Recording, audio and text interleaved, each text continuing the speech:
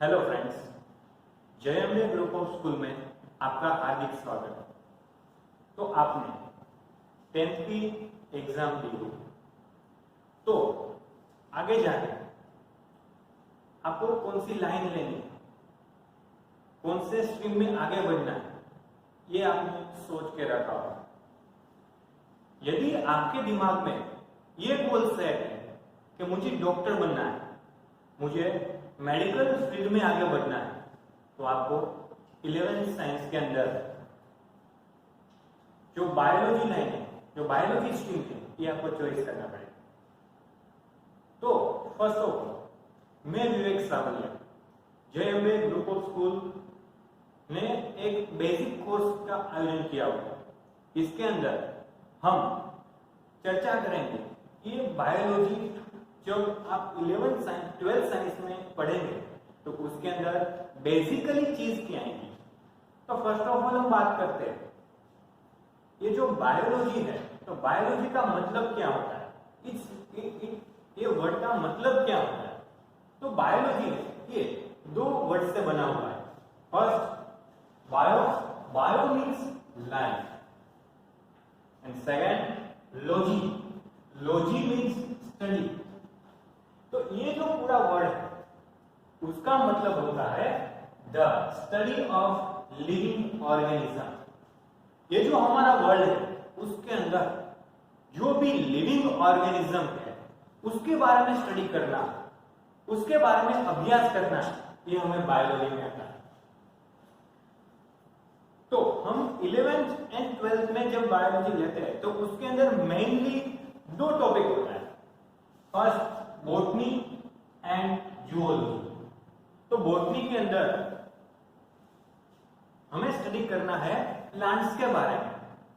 आपने 9th and 10th के अंदर साइंस में प्लांट्स के बारे में बहुत स्टडी किया होगा।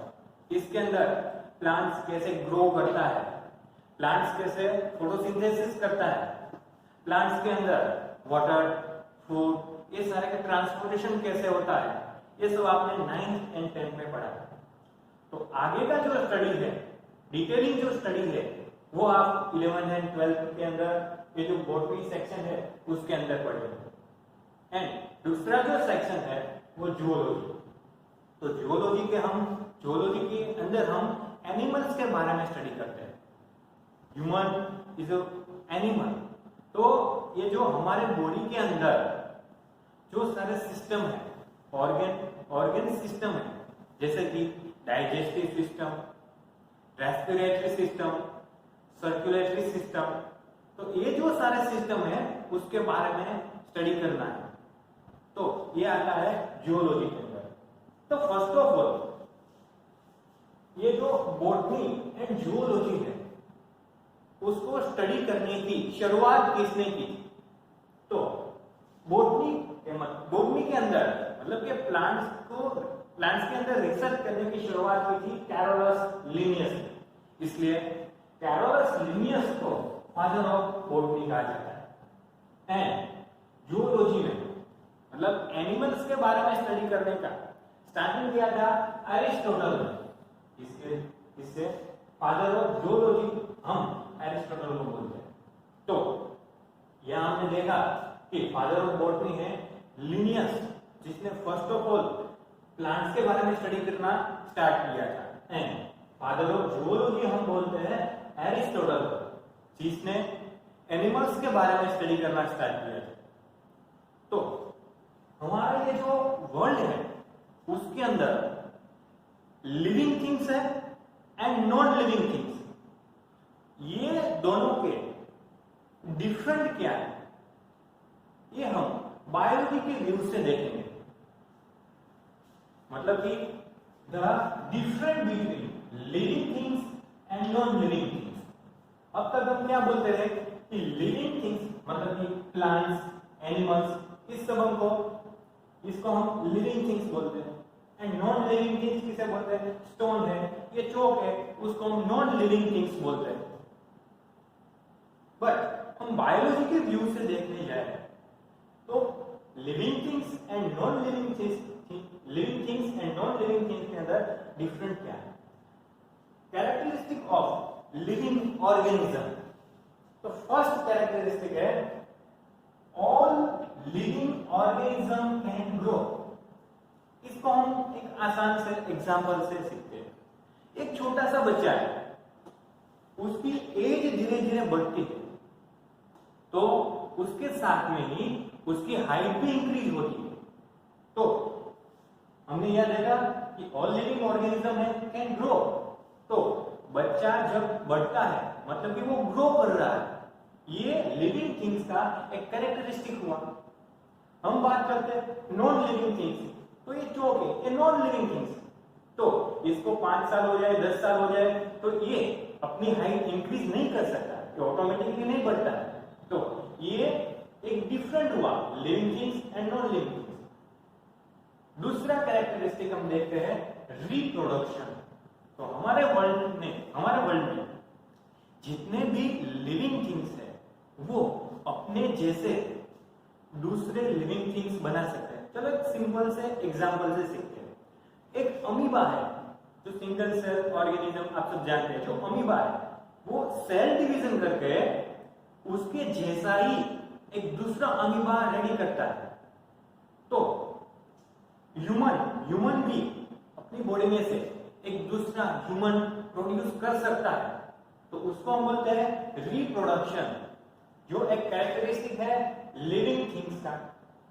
बट नॉन लिविंग थिंग्स है वो रिप्रोडक्शन नहीं कर पाती। ये चौक है, वो अपने आप दूसरा नहीं बन सकता, वो अपने जैसा दूसरा नहीं बना सकता।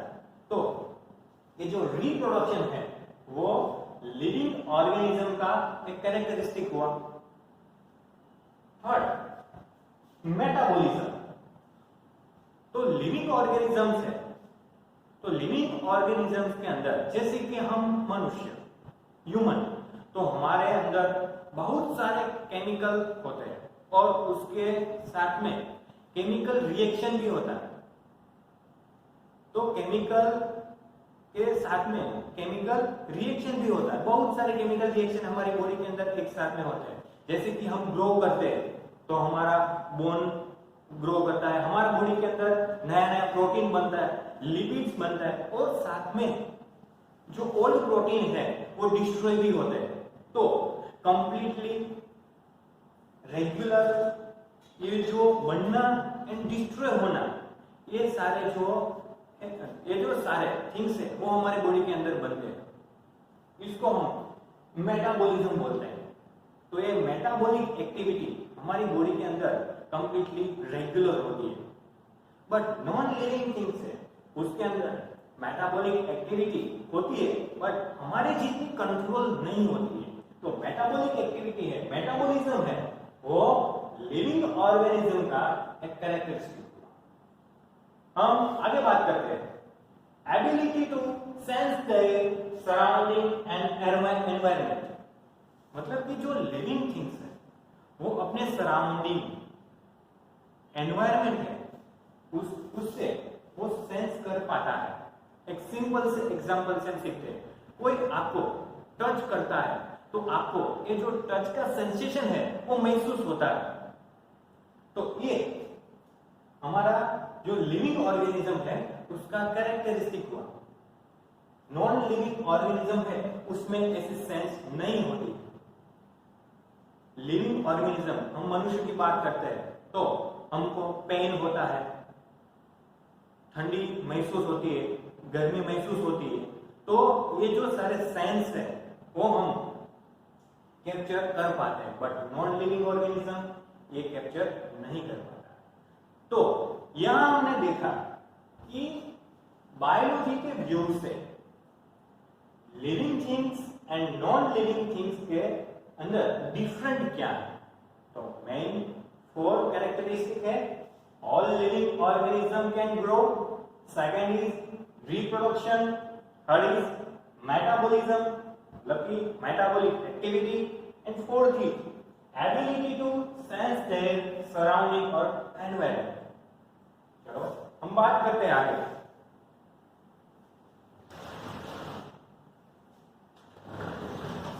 ये जो लिविंग ऑर्गेनिज्म है उसका स्ट्रक्चर कैसा है।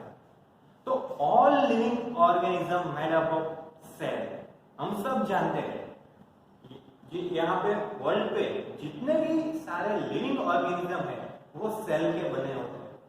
हम यहाँ ह्यूमन बॉडी का एग्जांपल लेके सीखते हैं। तो हमारा बॉडी भी बहुत सारे सेल से बना होता है।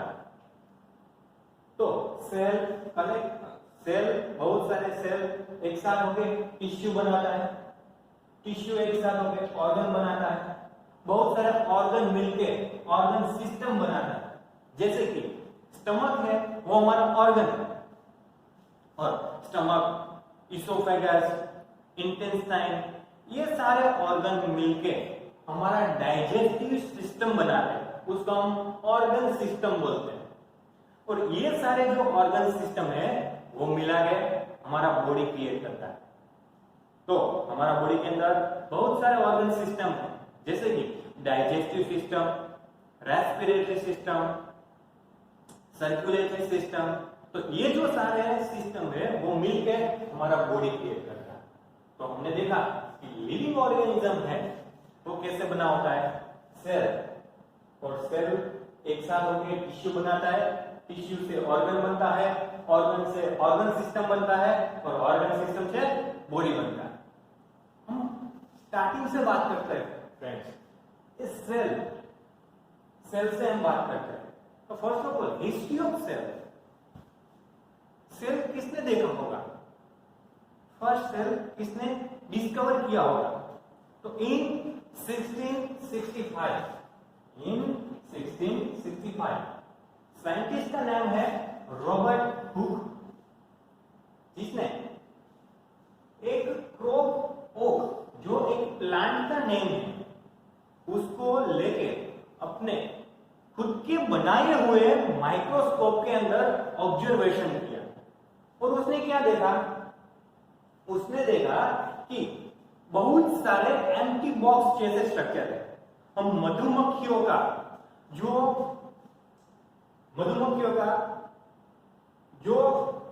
उसका हाउस देखते हैं, बी हाउस देखते हैं, तो उसके अंदर बहुत सारे ऐसे स्ट्रक्चर होते हैं। तो ऐसा स्ट्रक्चर देखा रॉबर्ट हुक ने, तो उसने उसको नाम दिया सेल। ये जो सेल है वो लैटिन वर्ड, और उसका मतलब होता है अ लिटिल रूम। तो फर्स्ट ऑफ ऑल हमने देखा कि सेल डिस्कवर किसने किया, इन 1665 रॉबर्ट हुक ने। और यहाँ पे प्लांट लिया गया था क्रोप ओक, उसने खुद को बनाए हुए माइक्रोस्कोप ने ऑब्जर्वेशन किया।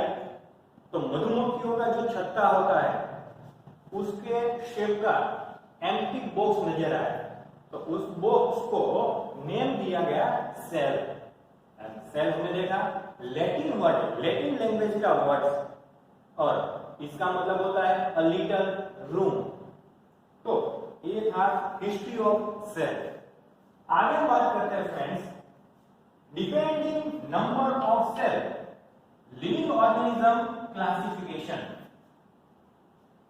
तो उसके अंदर हम दो क्लासिफाई कर सकते हैं, single cellular organism and multi cellular organism. Single cellular organism के अंदर आता है बैक्टीरिया, अमीबा, ये जो है वो सिंगल सेल ऑर्गेनिज्म है। सिंगल सेल ऑर्गेनिज्म मतलब क्या, जो ऑर्गेनिज्म का पूरा body structure only single cell से बना होता है, उसको हम बोलते हैं सिंगल सेल्युलर ऑर्गेनिज्म। जैसे कि बैक्टीरिया, जैसे कि अमीबा, वो सारे single cellular organism. And multi cellular organism, जो बहुत सारे सेल से जो बना हुआ बॉडी है, जो बना हुआ बॉडी स्ट्रक्चर है, उसको हम बोलते हैं मल्टी सेल्युलर ऑर्गेनिज्म। जैसे कि प्लांट्स, एनिमल्स, ह्यूमन, तो हमारा बॉडी है वो थाउजेंड सेल से बना होता है, तो उसको हम बोलते हैं मल्टी सेल्युलर ऑर्गेनिज्म। तो डिपेंडिंग नंबर से हमने क्लासिफाई किया single cellular organism and multi cellular organism. तो इसके अंदर हमने देखा बैक्टीरिया, प्लांट, एनिमल, ये जो सारे उसका सेल स्ट्रक्चर कैसा है उसके बारे में हम आगे बात करते हैं। तो ये जो सारे एनिमल्स हैं, ये जो सारे प्लांट्स हैं, उसका सेल स्ट्रक्चर कैसा है उसके बारे में हम आगे बात करते हैं। तो यहां दिया गया जो डायग्राम है, यहां दी गई जो फिगर है, वो आपको 9th एंड 10th में आप देखते हैं। तो इसमें ये जो फिगर है ये बैक्टीरियल सेल की है, ये जो फिगर है ये प्लांट सेल की है, ये जो फिगर है ये एनिमल सेल की है। ये तीनों सेल के अंदर क्या क्या डिफरेंट है वो हम फर्स्ट ऑफ ऑल देखते हैं। तो mainly different is nuclear envelope, मतलब कि प्रेजेंस ऑफ न्यूक्लियर एनवेलप। तो उससे हम सेल को क्लासिफाई करते हैं। तो mainly prokaryotic cell and eukaryotic cell में हम क्लासिफाई कर सकते हैं। प्रोकैरियोटिक सेल मींस क्या? तो प्रोकैरियोटिक सेल, तो उसके अंदर जो डीएनए होता है, मतलब कि सेल के अंदर जो डीएनए होता है उसके आउटर में न्यूक्लियर एनवेलप एब्सेंस होता है, उसको हम बोलते हैं प्रोकैरियोटिक सेल, जैसे कि बैक्टीरियल सेल। तो हमारे वर्ल्ड में जितने भी बैक्टीरिया है उनका स्ट्रक्चर कैसा है? तो यहां पे एक सिंपल सा डायग्राम दिया गया है। तो वो सारे हम प्रोकैरियोटिक सेल के अंदर आता है, मतलब कि उसका जो डीएनए है उसके आउटर में कोई मेम्ब्रेन नहीं है, न्यूक्लियर एनवेलप नहीं है, इसलिए हम इसको बोलते हैं प्रोकैरियोटिक सेल। एंड जिसके डीएनए के आउटर में एक मेम्ब्रेन है, न्यूक्लियर एनवेलप है, तो ये जो सेल्स है उसको हम बोलते हैं यूकैरियोटिक सेल। और यूकैरियोटिक सेल के अंदर भी प्रेजेंस ऑफ सेल वॉल की वजह से हम उसको 2 टाइप में क्लासिफाई कर सकते हैं, जैसे कि plant cell and animal cell. First of all हम प्रोकैरियोटिक सेल के बारे में बात करते हैं। तो प्रोकैरियोटिक सेल है, तो हमने देखा उनका जो डीएनए है उसको हम न्यूक्लियोइड बोलते हैं, और ये पूरा डीएनए ये जो साइटोप्लाज्म है उसके अंदर ही होता है। एंड सेकंड थिंग, जो बैक्टीरियल सेल होता है उसके अंदर जो मेम्ब्रेन बाउंड ऑर्गेनेल्स होती है वो एब्सेंट होती है। हम 9th एंड 10th के अंदर ऑर्गेनेल्स के बारे में स्टडी कर रहे हैं, जैसे कि ये जो क्लोरोप्लास्ट है, एंडोप्लाज्मिक रेटिकुलम है, गोल्गी एपरेटस है, माइटोकॉन्ड्रिया है, उसको हम ऑर्गेनेल्स बोलते हैं। तो मेम्ब्रेन बाउंड जो ऑर्गेनेल्स होती है वो बैक्टीरियल सेल में एब्सेंट होती है। तो यहां पे कोई आपको मेनली जो ऑर्गेनेल्स है वो नहीं दिखेगी, ओनली आपको एक जो मेम्ब्रेन बाउंड ऑर्गेनेल्स नहीं है वो देखेगी, जो है राइबोसोम। ये जो राइबोसोम है वो उसके आउटर में कोई मेम्ब्रेन नहीं होता है। तो ये जो मेम्ब्रेन बाउंड जो भी ऑर्गेनेल्स है आपको बैक्टीरियल सेल में नहीं दिखेगा। अब हम बात करते हैं आउटर लेयर की।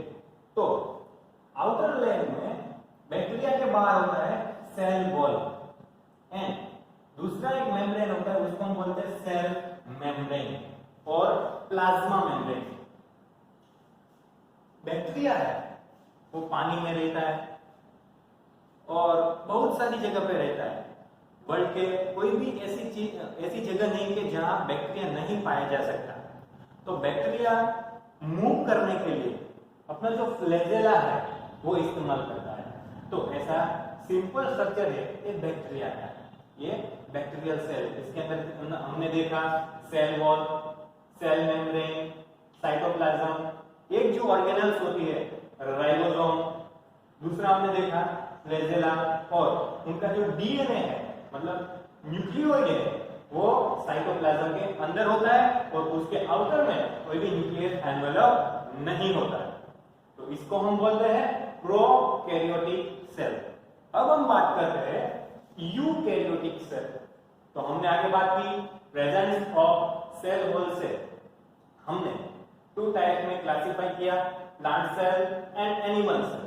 तो ये जो है उसको हम प्लांट सेल बोलते हैं और ये है उसको हम एनिमल सेल बोलते हैं।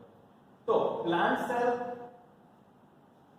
तो उसके आउटर में एक सेल वॉल होती है जो हम सब जानते हैं सेल्यूलोज से बना होता है, जबकि एनिमल सेल के आउटर में सेल वॉल एब्सेंट होती है। तो इस वर्ल्ड के जितने भी प्लांट हैं वो इस टाइप के सेल से बने होते हैं और इस वर्ल्ड में जितने भी एनिमल्स हैं वो इस टाइप के सेल से बने होते हैं। मतलब कि प्लांट सेल में आपको सेल वॉल दिखेगी एंड एनिमल सेल में सेल वॉल एब्सेंट होती है। दूसरे हम डिफरेंट की बात करें तो ये जो प्लांट सेल है इसके अंदर बड़ी बड़ी वैक्यूलाई होती है, जबकि एनिमल सेल है इसके अंदर छोटी छोटी वैक्यूलाई होती है। जो वैक्यूलाई है उसका मेनली फंक्शन है स्टोरेज, बहुत ही सारे केमिकल को, पानी को ये स्टोरेज करती है। नेक्स्ट आगे हम बात करते हैं प्लांट सेल्स के अंदर जो ऑर्गेनल्स होती है, जो उसको हम बोलते हैं क्लोरोप्लास्ट। ये क्लोरोप्लास्ट एनिमल सेल में एब्सेंट होती है। हम सब जानते हैं प्लांट सेल वो फोटोसिंथेसिस करता है, मतलब कि वो सनलाइट को एब्जॉर्ब करता है और उसको कन्वर्ट करते हैं केमिकल एनर्जी में और वो ग्लूकोज बनाते हैं। तो ये जो फोटोसिंथेसिस की जो प्रोसेस होती है वो होती है क्लोरोप्लास्ट में। मतलब कि सारे जो प्लांट्स है वो प्लांट्स फोटोसिंथेसिस कर पाते हैं क्योंकि उसके अंदर ऑर्गेनल्स होती है क्लोरोप्लास्ट, जबकि हम एनिमल्स है, एनिमल्स फोटोसिंथेसिस नहीं कर पाते क्योंकि उसके सेल्स के अंदर क्लोरोप्लास्ट नहीं होता है। आगे हम बात करते हैं हमारा जो सेल का पावर हाउस है उसको हम बोलते हैं माइटोकॉन्ड्रिया। इसको हम सेल का पावर हाउस भी कहते हैं क्योंकि वो बनाता है एटीपी। हमारे सेल के अंदर ग्लूकोज का रेस्पिरेशन करता है और एटीपी प्रोड्यूस करता है। एटीपी हम तो फुल फॉर्म सब जानते हैं, एडिनोसाइन ट्राइफॉस्फेट। तो जो एटीपी है ये हमारी बॉडी में ऊर्जा है। मतलब कि हमारी बॉडी में कोई भी केमिकल रिएक्शन होता है तो वहां अगर एनर्जी चाहिए तो ये एटीपी के थ्रू वहां एनर्जी मिल सकती है और ये एटीपी बनता है माइटोकॉन्ड्रिया। नेक्स्ट ऑर्गेनेल की बात करें endoplasmic reticulum. Endoplasmic reticulum both cell में, plant cell and animal cell, दोनों सेल के अंदर ये जो एंडोप्लाज्मिक रेटिकुलम है वो 2 टाइप के होते हैं। First is RER means rough endoplasmic reticulum and second is SER means smooth endoplasmic reticulum. तो इन दोनों के अंदर डिफरेंट क्या है? जो आप जब प्लांट सेल और एनिमल सेल को माइक्रोस्कोप के अंदर देखते हैं तब जो ये एंडोप्लाज्मिक रेटिकुलम है उसके ऊपर छोटे छोटे डॉट दिखेंगे, वो होते हैं राइबोसोम। जो आउटर जो लाइन है उसके साथ अटैच होते हैं। इसके लिए ये जो एंडोप्लाज्मिक रेटिकुलम है इसको हम बोलते हैं RER means rough endoplasmic reticulum, जबकि ये जो स्मूथ एंडोप्लाज्मिक रेटिकुलम है उसके ऊपर कोई डॉट दिखेगा नहीं, तो इसको हम बोलते हैं स्मूथ एंडोप्लाज्मिक रेटिकुलम। चलो इनके फंक्शन के बारे में हम बात करते हैं। तो ये जो RER एंड SER है वो RER में मोस्टली प्रोटीन प्रोड्यूस होता है एंड SER में मोस्टली लिपिड प्रोड्यूस होता है। चलो ये जो plant cell and animal cell है वो वन टाइप ऑफ फैक्ट्री है। हम बात करें अब गोल्गी एपरेटस की। अब आप इमेजिनेशन करो कि RER means rough endoplasmic reticulum के अंदर प्रोटीन प्रोड्यूस हुआ और ये जो प्रोटीन है वो सेल से बाहर भेजना है तो उसको पहले पैकिंग करना पड़ेगा। तो ये जो पैकिंग है वो गोल्जी एपरेटस के अंदर होता है। कोई भी कंपनी है, चलो कोई फूड फैक्ट्री है, बिस्किट बनाती है, तो बिस्किट बन जाने के बाद में कंपनी के बाहर जब जाता है तो उसका पैकिंग होता है। इसी तरह हमारे सेल के अंदर कोई प्रोटीन यहाँ पे बनता है, एंडोप्लाज्मिक रेटिकुलम के ऊपर बनता है, और ये जो प्रोटीन है उसको बाहर जब भेजना होता है तब उसका पैकिंग होना जरूरी है। तो जो भी प्रोटीन है बाद में गोल्जी एपरेटस के अंदर जाता है और पैकिंग होके बाहर निकलता है, बाद में उसको हम सेल से बाहर भेजते हैं। तो हमने देखा कि एंडोप्लाज्मिक रेटिकुलम का फंक्शन क्या है और गोल्जी एपरेटस का फंक्शन क्या है। Next organelles is lysosome. तो लाइसोसोम इसके अंदर बहुत सारे एंजाइम्स होते हैं, और ये जो एंजाइम्स है वो डाइजेस्टिव एंजाइम्स होते हैं। जो भी सेल्स के अंदर जो कचरा प्रोड्यूस होता है, मतलब कि वेस्ट प्रोडक्ट जो प्रोड्यूस होता है, उसको लाइसोसोम में वो तोड़ देते हैं, तो उसके अंदर डाइजेस्टिव एंजाइम्स होते हैं। एक बहुत अच्छी बात लाइसोसोम के बारे में, जब भी कोई सेल्स पुराना हो जाता है, जब भी कोई सेल्स पुराना हो जाता है, वो फंक्शन नहीं कर पाता, तब सेल्स के अंदर जो लाइसोसोम है वो सारी लाइसोसोम एक साथ फट जाएगी। जैसे बलून फूटता है ऐसे ही सारी लाइसोसोम एक साथ फट जाएगी। तो ये जो लाइसोसोम का एंजाइम्स है वो सारे एंजाइम्स ये पूरे सेल के अंदर आ जाएंगे और ये पूरा सेल वो डाइजेस्ट हो जाएगा, बाद में ये सेल खत्म हो जाएगा। तो हमने देखा ये जो लाइसोसोम है वो खुद अपने को और ये पूरे सेल को भी खत्म कर सकते हैं। अब हम सेंटर की बात करते हैं। तो सेंटर में होता है हमारा डीएनए। तो प्लांट सेल और एनिमल सेल दोनों के सेंटर में होता है डीएनए, और डीएनए के आउटर लाइन में होता है न्यूक्लियर एनवेलप। तो ये जो सेल्स है हमने देखा प्लांट सेल और एनिमल सेल्स। तो फिर से हम एक बार देख लेते हैं। प्लांट सेल के अंदर बड़ी बड़ी वेस्कुले होती है, एनिमल सेल के अंदर एब्सेंट होती है। प्लांट सेल के अंदर सेल वॉल होती है, एनिमल सेल के अंदर एब्सेंट होती है। हमने देखा प्लांट सेल के अंदर क्लोरोप्लास्ट होता है, जब एनिमल सेल के अंदर एब्सेंट होता है। And last one thing, centriole. Centriole है वो एनिमल सेल के अंदर प्रेजेंट होता है।